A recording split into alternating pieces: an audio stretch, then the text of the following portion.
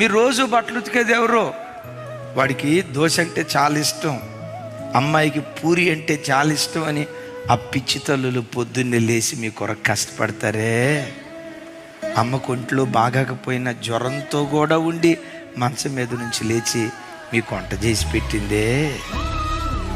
రెక్కలు ముక్కలు చేసుకొని నాన్న పగలనక రాత్రనక కష్టపడి పనిచేసి ₹1000 ఫీజు కట్టి నేను కార్పొరేట్ స్కూల్లో చదివిస్తున్నాడే. మీ జీవితంలో హీరో ఎవరైనా ఉన్నారంటే మీ నాన్నే మీకు హీరో అయి ఉండాలి. ఆమెన్. అరే సచిన్ టెండూల్కర్ నా హీరో అంటారేంటి? చిరంజీవి నా హీరో అంటారేంటి?